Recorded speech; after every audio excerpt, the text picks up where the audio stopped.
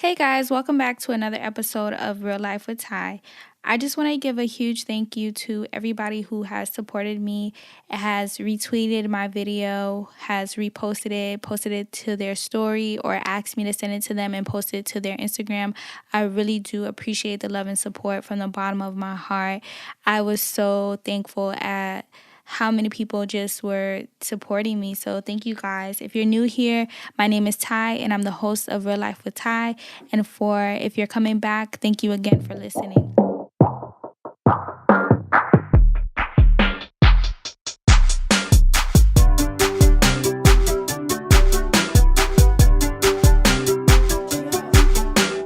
You've got Ty on the line on her podcast. So what's on her mind? And for you now, you are listening to Ty on the line. I want to go ahead and get started with our spotlight for today. I know I said I wasn't going to talk about politics. However, I just have to shed a spotlight on this. On Martin Luther King Day, Kamala Harris, and I do apologize if I'm mispronouncing her name, she has went ahead and declared her candidacy for president, which is super exciting. Now, Ms. Harris is a Democrat from California. She was elected a senator in 2016 and also served 20 years as California's Attorney General. Her mother is from India and her father is from Jamaica. Her parents met while they were in a civil rights movement in California. Her mother actually met Martin Luther King Jr. So I am not just saying this because she is Black or because she is a woman, but when I did listen to her interview on Good Morning America, I really felt like she was sincere and that she will guide America in the right direction. So I will be watching out for her throughout the elections when they do come up in 2020, and I just wanted to go ahead and shed a quick spotlight on that. I'm not going to get into it too much, but I just wanted to share that with you guys. We're going to go ahead and get moving on to our tea segment. Now this week, I'm not even going to lie to you guys, I didn't drink this tea the whole week simply because it just tasted like pepper. No matter how much honey I put in it, it just tasted like pepper, and I just couldn't do it. So I had the Earl Grey Tea from Twinings of London. It's a black tea mixed with natural citrus flavor. This tea is definitely a no for me. It will not be on my drinking again list. I am so sorry, Twinings, but it gave me a headache, and like I said, it tasted like black pepper. I drank it 2 days and I only had one tea bag in it, and it was just not for me.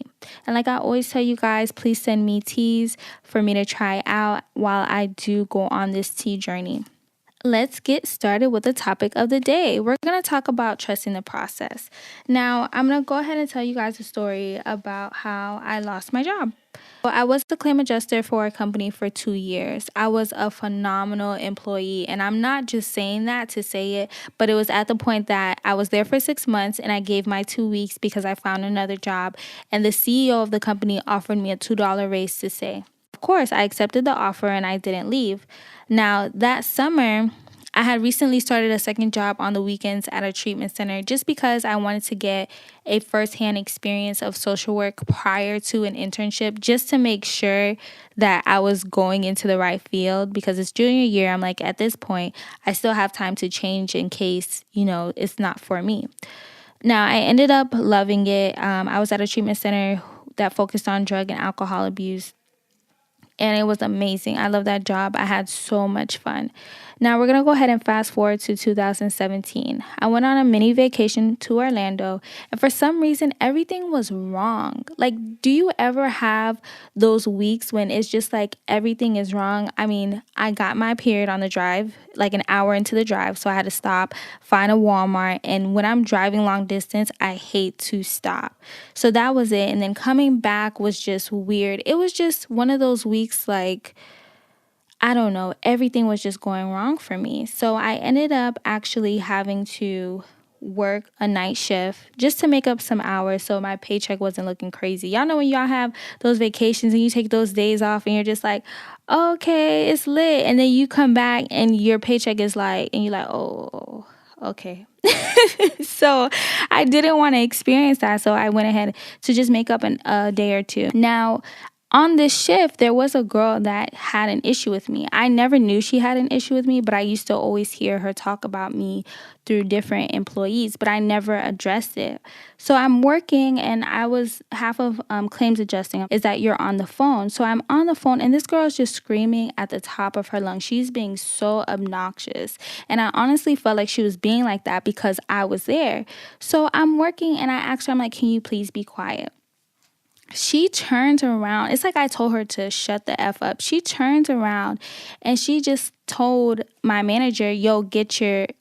And I was like, excuse me? Like, that was so unnecessary and so uncalled for. But you know when some people are just waiting for that time to attack you? It's like that's how I felt it was. So at that point, I was annoyed. Because I told you very nicely and you just went off on me for no reason. And I'm going to be real with you guys. I have what they call short people syndrome. Meaning I can be very feisty, especially when I feel intimidated. Because as you can see on Instagram and Twitter, I'm small. I'm 5 feet. I weigh 130 pounds. I'm a little person. Like, I'm not going to lie. And this girl was bigger than me, way bigger than me. And I felt like she was trying to intimidate me, and I wasn't having that. So we're going back and forth, and I just clock out, and I get into the elevator, and she follows me into the elevator, and then she pushes me. Oh, so at this moment, y'all, I'm just like, don't put your effing hands on me, or I will beat your straight up. I was so upset. So we're bickering back and forth. They're holding us back or not. We didn't actually physically get into a fight. She just pushed me and they pulled us apart. So of course the next day I get into work and they call me into HR. They asked me what happened. I told them what happened. They told me to write a letter explaining everything. I did all of that. They interviewed everybody. And long story short, they fired me. They fired me and told me it was because I violated the fighting policy. Now, mind you, I was there for 2.5 years. I never had any issues with anyone. She put her hands on me first. What the problem was that she had people in her corner. She had 3 people in her corner to vouch for her, and I had nobody. And she was sitting there telling them that she feared for her life. Now, like I stated before, y'all, I'm small, and this girl was way bigger than me. There is absolutely no way she feared for her life. But you know, it is what it is. So I was so devastated. I mean, of course, I had money saved up because just for an emergency, but I never assumed that my emergency would be losing my job. No, I never wanted to retire from there or anything, but I just never expected to be fired. I was crying. I was so depressed, so hurt, and like to the point that my mom was like, "Sauge, wap kuya kosa." You know how Haitians are. They're like, "What's wrong with you? Like, you're not gonna die." But I'm like, "Mommy, I have no job. What am I gonna do?" For me, it was the end of the world. Now, mind you, I had just paid a full expense trip to Mexico for my birthday. Everything was already paid for, and I just was like, I don't know what to do. You know, I was always on time. I never called out. Like, it was just crazy to me. I couldn't believe that this was happening. So thankfully, I had a second job at the treatment center, and I picked up some hours there. But like 2 months later, they had a lawsuit, and they got shut down. Now, here I am without any source of income. I have bills. I was paying for school out of pocket, my car note, my insurance, rent. And I had some money saved up, like I stated before, but still, I had no job. Like, I just couldn't believe that this is where I was. And I went on interview after interview after interview, and I couldn't get anything. Whether it was they couldn't work with my school schedule, I didn't have enough experience, I didn't have a certificate. It was just, everything was just so negative. I just couldn't find a job. And then finally, my sister told me that the hospital was hiring, and my brother happened to work in that department. So I gave them my resume. I gave my brother my resume, and I got an interview. And long story short is I got the job. But the problem was that they paid minimum wage. Now, I told you guys before I got a $2 raise, so I was making way beyond minimum wage. Like, I wasn't making crazy money, but I was making beyond minimum wage, and I had created a lifestyle on that. And here I was making less than minimum wage, no bonuses, no nothing. I was crying. Yeah, I accepted the job, but how was I going to pay my bills? I couldn't do that. But I was desperate, so I accepted the job. Thankfully, it didn't start until after I came back from Mexico, so I was still able to go to Mexico for my birthday. And although I was happy and I had a good time, I was like, dang, in the back of my mind is I have this job paying me minimum, and I don't know how I'm going to make it. Now, the job was very easy. I learned 2 departments in 2 weeks, and the bosses were so impressed with me. There was an older lady there for about 25 years, but you know how sometimes when people are in jobs for a long time, they just go with the wave. They don't necessarily implement new things or do anything different.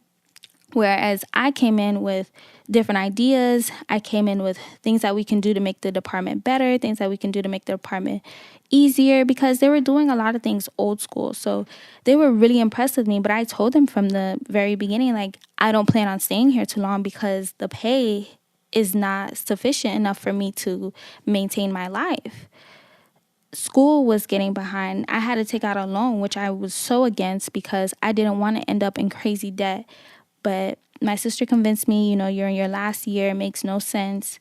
And I went ahead and I took out that loan. Finally, I was still looking for a job, still going on interviews, still not getting calls back, still hearing all of these negative things. No, couldn't work with your school schedule, just the same stuff. And finally, one week I was like, you know what, God, I give up.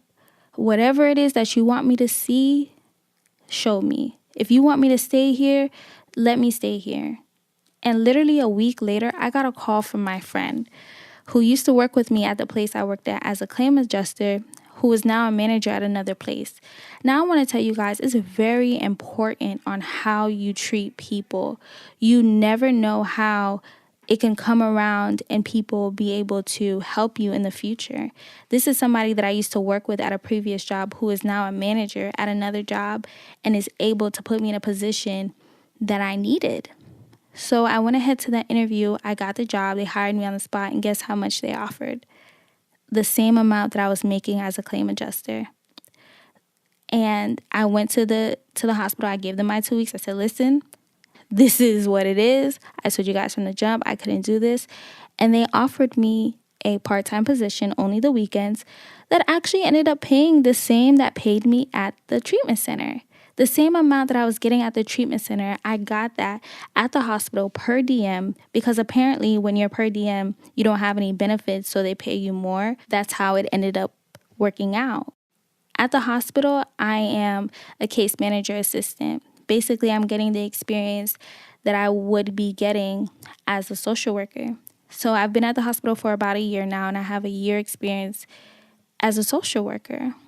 So when the time comes and I graduate in May, I have a year experience as a social worker. I have my internship that I'm working on, and I'm so close with the supervisor of the department that she always tells me as soon as I graduate, if I like, she would have a position open for me.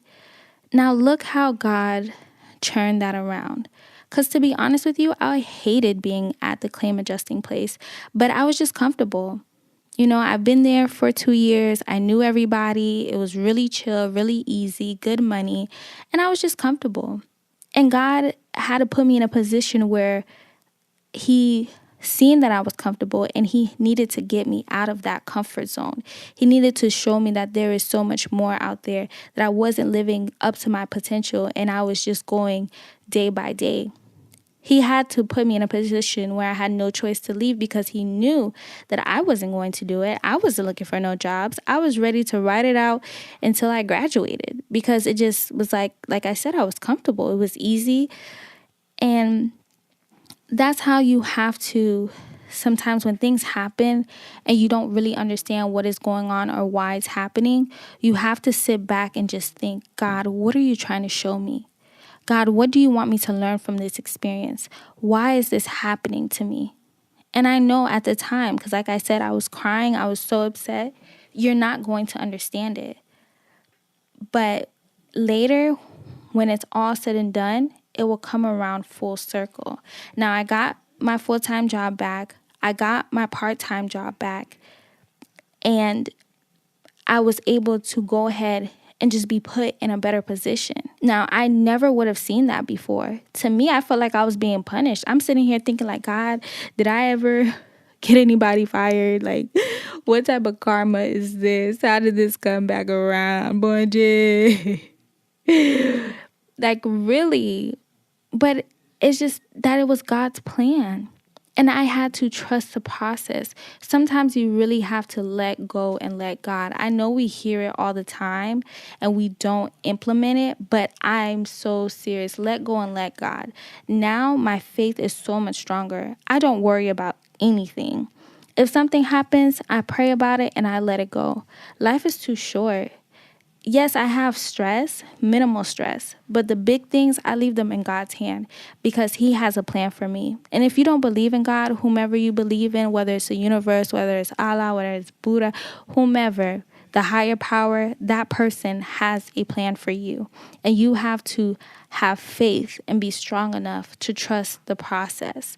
Whatever it is that you're going through, you will get through. There is a light at the end of the tunnel. You may not see it now, but you will see it later. And you have to be able to go ahead and continue to fight, continue to work.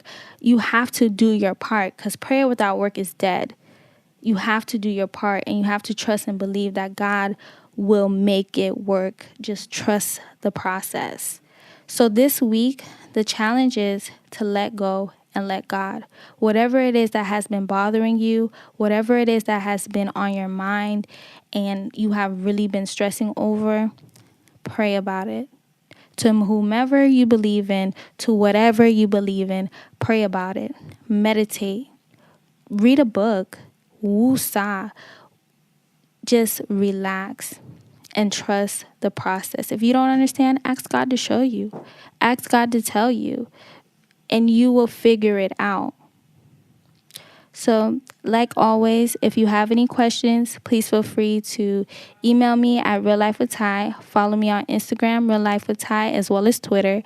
And as always, slide in my DMs. Y'all know I'm always down to hear y'all and always down to talk to you guys. Thank you guys so much for all your love and support. And hit up our website for any merchandise. Thanks again. Holla.